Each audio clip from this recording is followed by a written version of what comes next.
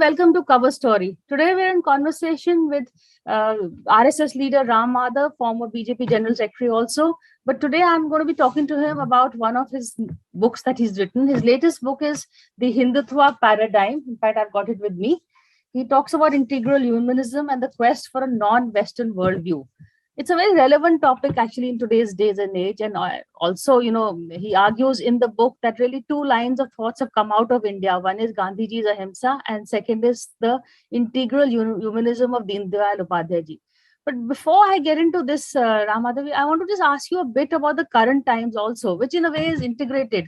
The repeal of the farm laws, I know this wasn't part of the agenda, but since it's happening right now, a lot of people are saying that one of the reasons why Prime Minister Modi did this comes to really one of the thoughts in your book, that it is the fact that the Sikh community was feeling, the abandoned or not part of the, the whole being left out by the BJP, being alienated by the BJP, which is why, and this is Savarkar's worldview also, that, sees Sikhs as being part of the Hindu line. And so one should not antagonize them.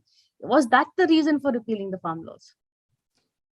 No, firstly, not just just some sections of the Sikh community, but also other sections like the farmers in Western Uttar Pradesh also were agitating against the farm laws. Those agitations were based on certain propaganda, not necessarily based on the facts of the matter.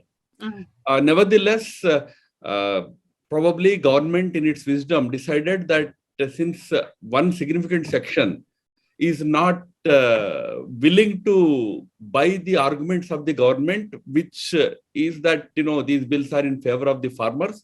So the government has in its own wisdom decided that this time we kept them aside. I would, look at it not necessarily from any political or electoral point of view, but rather that the government had given a commitment to the Supreme Court that it would keep the laws in abeyance for 18 months. Mm-hmm. So those 18 months period is coming to an end. So government either has to push forward and implement the laws once the 18-month abeyance period is over, or extend the abeyance period by another 8 months, 1 year, 16 months, whatever it is. Or simply decide that, okay, now that the resistance is not waning, let us put them aside. I thought that could be the bigger reason. In any case, of course, government's duty is to do justice to the people, but also justice also means justice not only should be done, but also should be felt by people that it is being done. Probably some sections don't look at these farm laws that way. So because A, of course, there is the UP elections, and B, it had, I take what you said, but it had become, like one community issue really. And the Sikhs were very angry with the BJP. You have elections coming in Punjab, not just in Uttar Pradesh also. So seeing it from a community point of view, I thought, there is a point there, people who make that case also, that I think it's some call, maybe pressure from the RSS also, perhaps that worked. No, not necessarily RSS, but Kisan Sangh, Bharatiya Kisan Sangh, did have a view with respect to minimum support price, MSP. They did have a view which was conveyed to the government.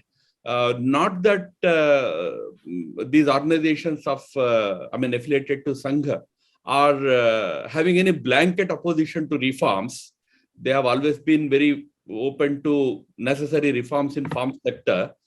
But they wanted certain additional safeguards because otherwise the decision can be interpreted, because it is basically seen as a climb down by the government. So there can be many interpretations to it.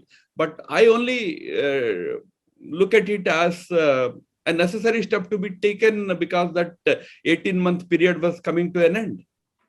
But even the Swadeshi Jagran Manch has welcomed it. So it shows that somewhere down the line, the RSS was not in favor of this, maybe a reformist movement, but they were not in favor of the farm laws.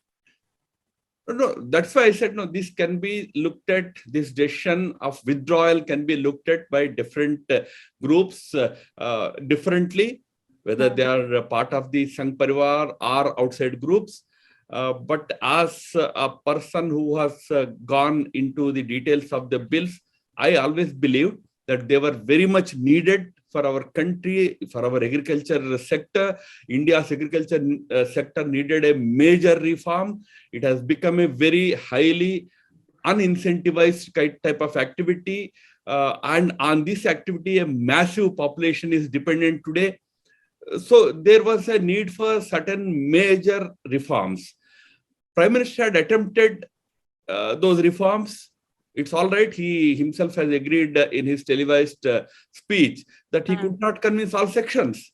So based on his own assessment, he took a decision to step back, take back the reform laws.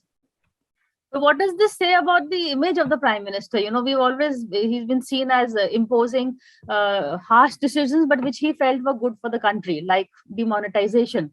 So what happened over here? Every decision leads to creation of a perception or an image.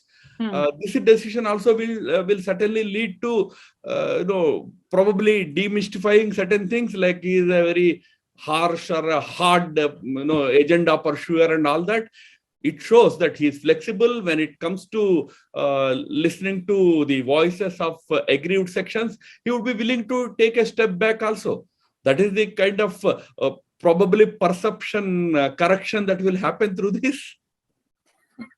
Well, that is one way of looking at it, and I'll let you have that word.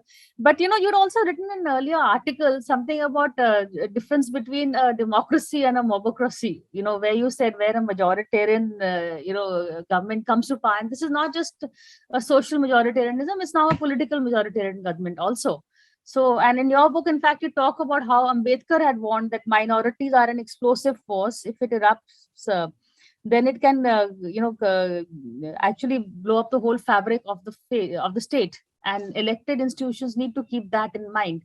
So, do we see, just moving away from this laws also, but there is an imposition of a majoritarian governments. There is a feeling from the minorities that they are being left out, all minorities, Sikh, Muslims, everybody. So, can all this thought be linked to the farm laws? And how do you see the government now working along these lines? But there was a lot of discussion at the time of the framing or making of our constitution between 1946 and 49 over this question of democracy. What kind of democracy do you want to have for a country like India, which is very diverse, demographically and geographically so very diverse?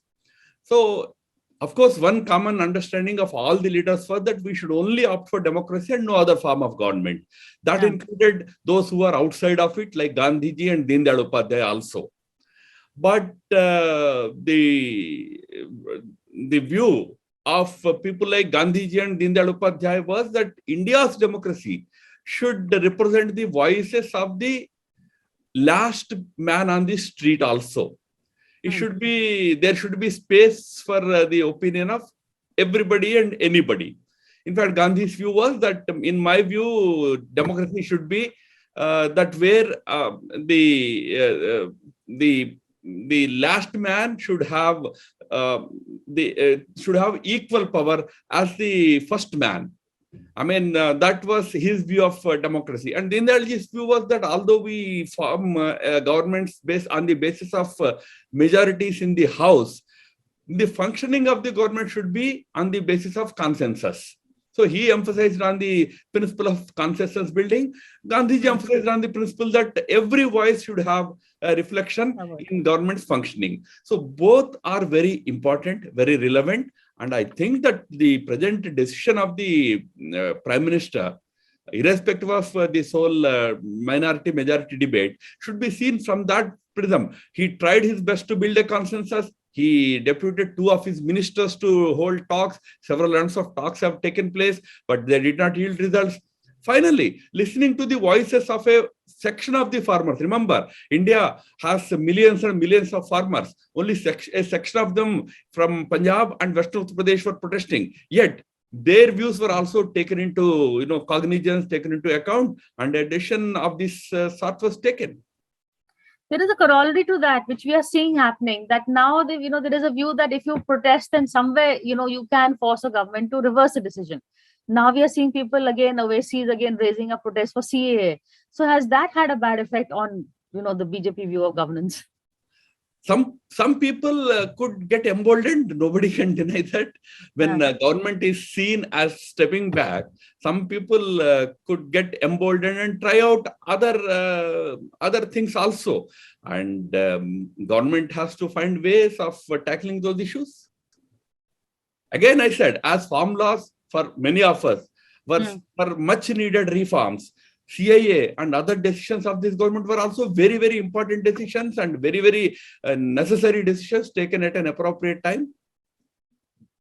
Are you, to go back to your point of view of where elected representatives have to take into account that, a majoritarian government cannot force down certain laws and certain views. Are you of the view that non-elected institutions like the court and all are playing a bigger role in this rather than the government itself? Are we currently under social democracy, what one would call? They're expected to play a role of balancing institutions in a democracy. Otherwise, democracy, what does it mean? It is a majoritarian government. In a majoritarian government, there will be sections whose voices will not necessarily find articulation, find space for articulation. It is for the sake of those voices that we have non-governmental agencies like judiciary, for that matter, media, or institutions like CAG, institutions like commissions, election commission, other commissions. They are supposed to balance out between a majority-based elected government and the non-majorities. In that, they have a role, nobody denies. Supreme Court has a role cut out for it through the Constitution of India. Constitution gives lots of powers to it. But yes, sometimes it appears as though the judiciary wants to take over the responsibility of the legislature and the executive also. Wants to or feels there is a vacuum and so has to. There is a feeling that, even minor issues, minor executive responsibilities also are basically sought to be controlled by judiciary. That is where all three organs of our democratic constitution, legislature, executive, and judiciary, have to show utmost prudence, utmost maturity, and work in tandem. All three of them together should ensure that democratic justice is delivered to the last man. But is it happening? You also gave the example of Ireland, where the Protestant said, no, we don't want the rules to safeguard. We expect, we don't, they had actually turned it down. But here, when the debate was happening, the constitution debate, I think there was the minorities were asked if they wanted safeguards. They said no. Do you think they would be regretting that decision now? Or, is this just a liberal media impression of the country that... Remember, in the Constituent Assembly, not all representatives of the minorities had said no to special provisions. There were some who had actually argued that, the princely states should have full independent powers, to the extent that they should be allowed to continue with their constitutions. Many of these princely states used to have their own constitutions. I'm not saying all princely states were Muslim. There were many Hindu princely states. There were some ruled by Nawabs. So all sorts of those there. Some of the minority representatives had demanded greater powers and greater freedoms for them. But then some among minority representatives also had insisted that no, let us build a unitary constitution. Let the constitution treat all Indians as equals. So finally, that view prevailed, and we have the constitution in the form that we have it today. Now, Madhaji, I'm seeing this book. I'm seeing a lot of books that are coming following one line of thought, whether it is your books, whether the whole lot of, we've seen a flurry of books on Veer Savarkar also. So, you've always been arguing that until now, there was just one view of thought, which you would say secular, liberal, whatever label you want to give it. And now, is there an alternative narrative coming up? We are seeing more and more books trying to talk about Hindutva, Savarkar, etc., etc. The reason is books come out when there is a constituency, there is a market. So today the Hindu... So I believe this has gone into a reprint, your publisher tells me. So clearly your market is doing very well. Yeah, I also got to know that the first edition got sold out in less than a month, and they went for a reprint, which is a good thing. But coming to the main issue, today the Hindutva idea has occupied the national center stage. Entire politics, entire social thinking revolves around that idea of Hindutva or Hinduism, you call it whichever way. For us, there is no distinction between the two. Some people try to make a distinction, but we don't see any distinction between the two. This is the central thought of this country today. So naturally, some more literature will come because there is a lot of curiosity to know more about it. For example, I tried to cover issues which are very contemporary, like democracy. How do the idea of how does democracy idea fit into Hindutva scheme of things? Are human rights, are women rights, are identity questions, are minorities? All these issues are very relevant and very contemporarily important topics. So there is a lot of interest to know about at least the so-called philosophical position. So that is why literature is coming out. There is more curiosity to know about Savarkar, what was his Hindutva all about, and there is a lot of interest to know about RSS school of Hindutva. What is it all about? What does it stand for? So naturally, more literature is coming because it's more mainstream today. But it's also a need to, do corrective, what is called course correction, literally, from the textbooks to the line of thought also. Is there a concerted attempt also being made to do that? Rather than course correction, I would say there is a need for perception correction. The Hindutva movement has been a victim of wrong perception. It was seen, because there were a lot of deliberate attempts also to portray it in a very negative light. So it was seen by many as though it is a kind of a parochial, communal, exclusivist, or even to the extent of a fascist idea. But the reality is just the opposite. Hindutva or Hinduism is the most liberal idea, most liberal thought, most inclusive thought. So that perception correction is the need of the hour. Now, when I say perception correction, don't think that it is only needed for those who oppose us to correct their perception.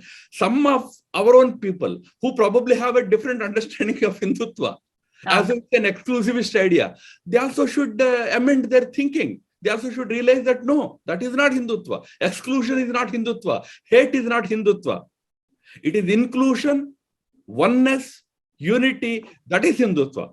On that basis, okay, you need to take certain steps, you take them, but your basis should not be hate, your basis should not be exclusion. That is the need of the hour for supporters as well as the adversaries. And the implementers, is the message there for the implementers also? Oh, of course, when I say our own supporters, it includes everybody. Okay. But, I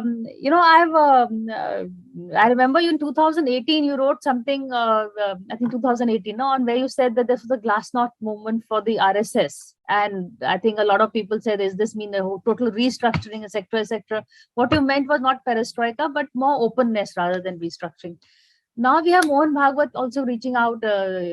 He met some journalists recently. He's been, he had that session in Vigyan Bhavan also 2 years ago. So is this all part of this education process, openness process? What is happening in the RSS? No, definitely RSS has been adding new dimensions to the activity. But that has been the tradition in RSS right from the beginning. From time to time, RSS has always allowed for new activities, new dimensions to be added to it. There was a time when we were young in the RSS, there was a time when we used to say that for you to know about RSS, you should come to RSS. But from there, today, the approach is no, RSS should reach out to people. Rather than people reaching out to RSS, we should also be able to go and meet with people and present our views, our ideas to the RSS.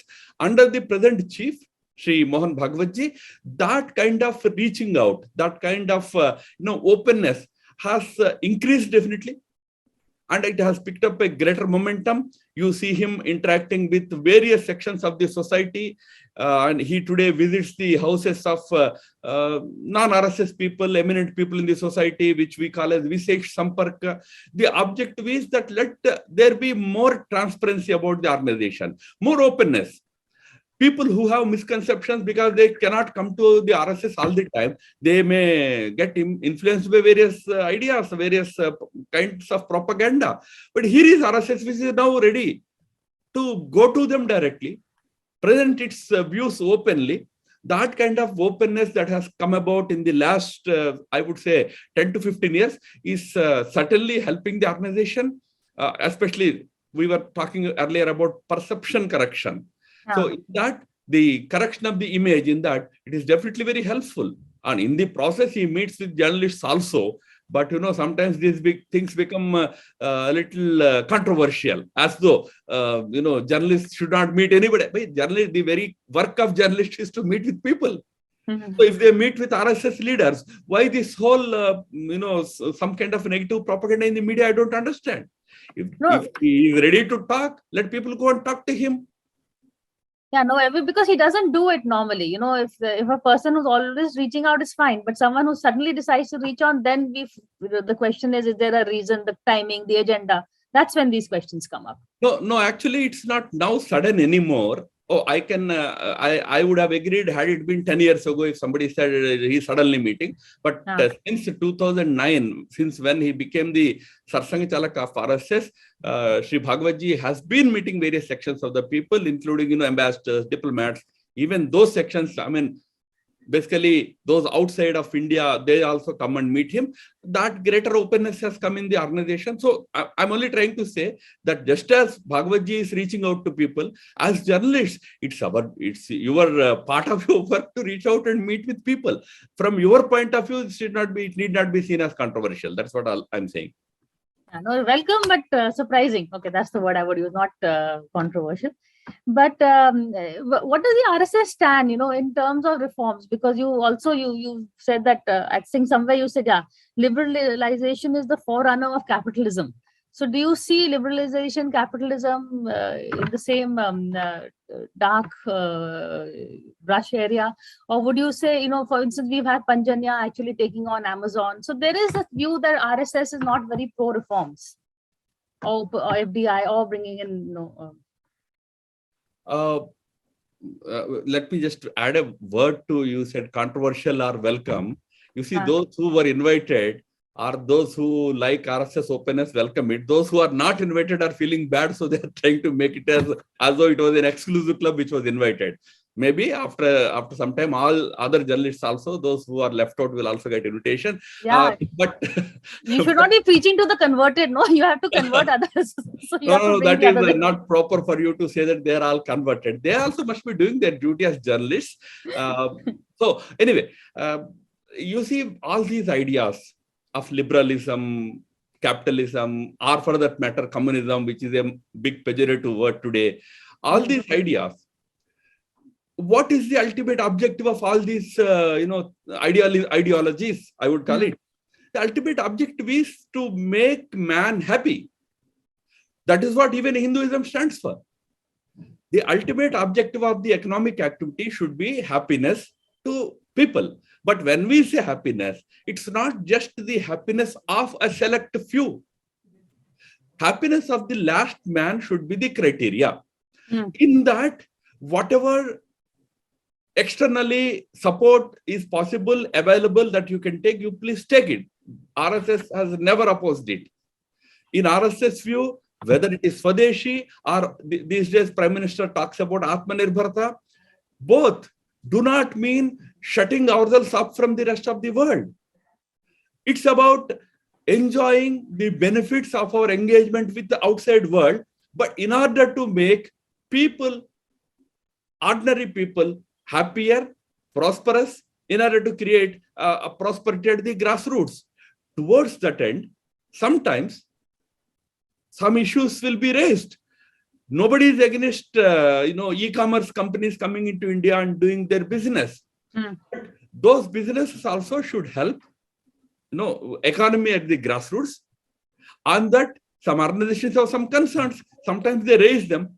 Here, I would only say that raising concerns about Amazon or some other company, or Walmart, it doesn't happen only in India. Priya, you must remember.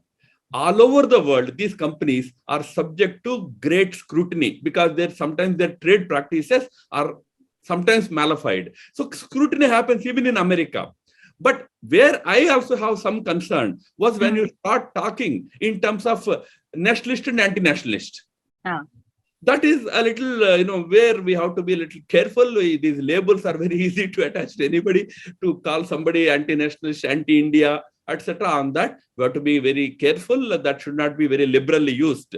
While I am in favor of scrutiny of the trade practices of all of them, we need not go and, one should not go and teach patriotism to Narayana Murthy and Tatas. Correct. They have done so much for this country, and they are as much patriots as probably anybody else like us.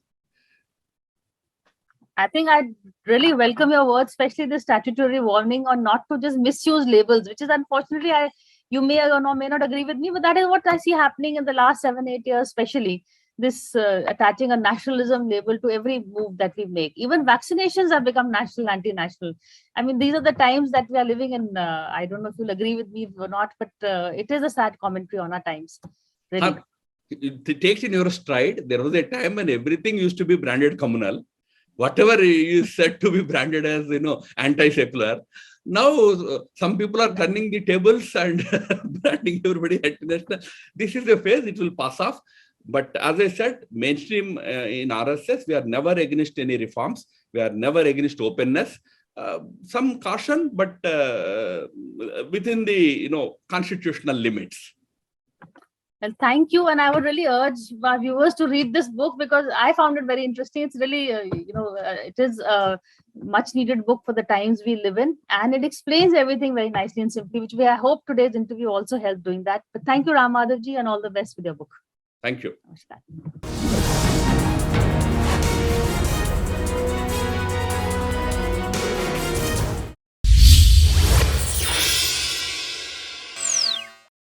For more such videos, subscribe to the NewsX YouTube channel, hit the bell icon.